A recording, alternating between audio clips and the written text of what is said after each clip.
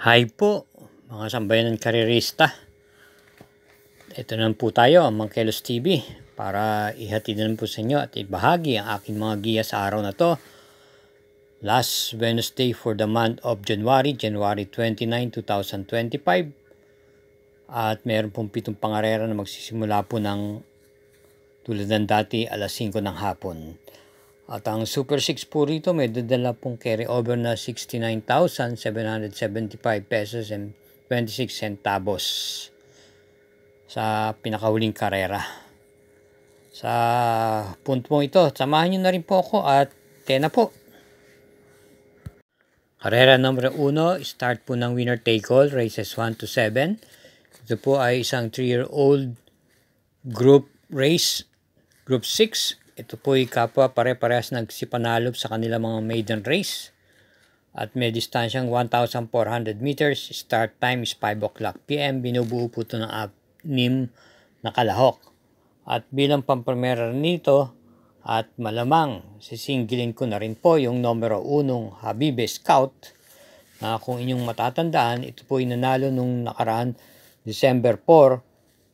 Kung saan nanalo po ito ng hugandong-hugando at kabilang sa mga tinalo niya yung kalaban din niya ngayon na sila Sweet Andre Unforgettable.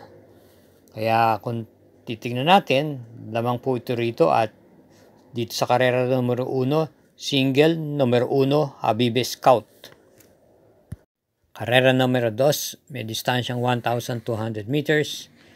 Ito po yung start ng Peak 6, races 2 to 7, isang class 5. Group 5 for non-placers. At meron po tayong 6 na kalahok dito. Bilang pamprimera po natin dito yung kalahok number 4 Bullet. Napapatubayan po ni J.R. De Ocampo. Tumakbo po ito noong January 3 kung saan dumating lamang po ito ng pang-4 na pwesto sa kabayan nalong Gents Had Enough. At sa pagkakataon ito po, kinabyo nga po siya kay J.R. De Ocampo. Ito po may taglay na rimate.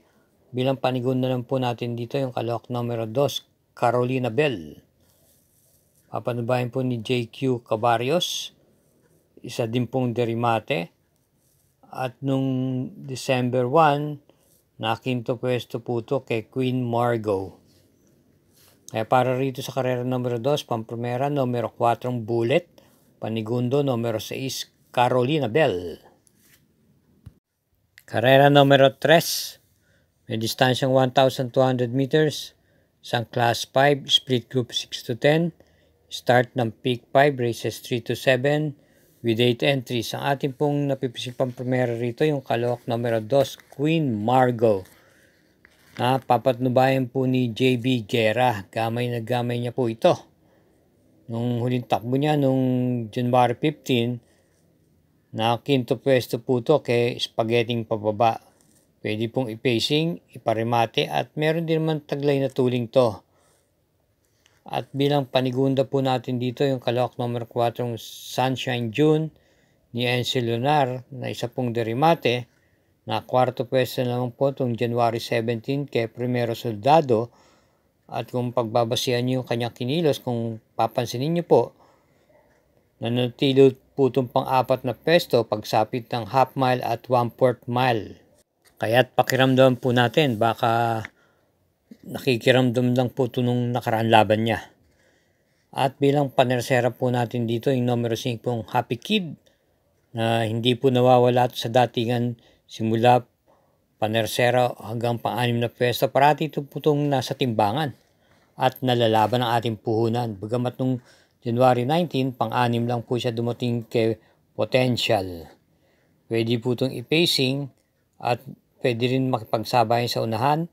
Muling renda ni PR Dilema. Kaya para rito sa karera numero 3, pamprimera numero 2 Queen Margot, panigundo numero 4 Sunshine June at panersera numero 5 Happy Kid.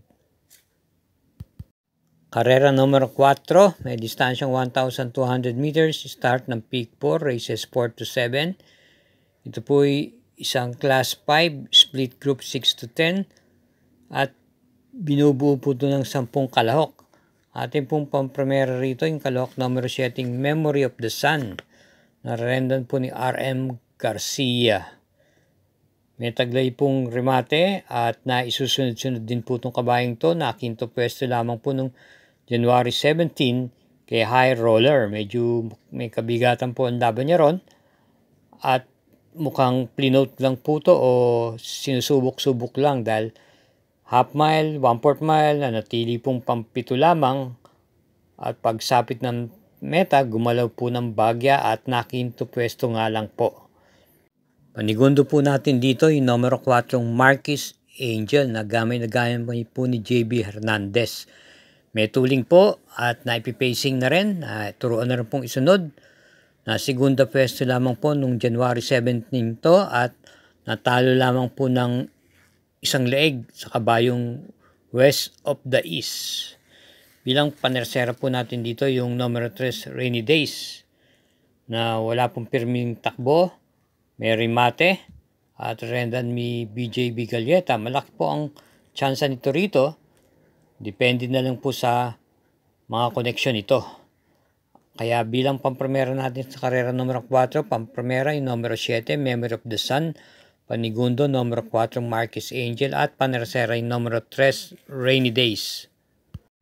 Bisitahin po lamang natin ang Mangkelos TV YouTube channel upang tayo makakuha po ng mga updated na mga giya.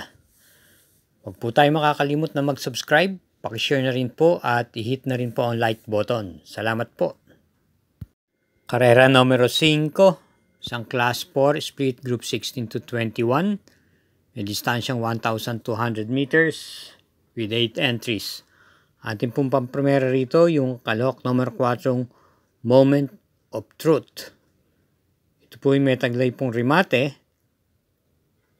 At kung ating re-revisahin ng mga sinaunang mga takbo nito, mabibigat pong grupo ang pinanggalingan nito at nakakalaban nito.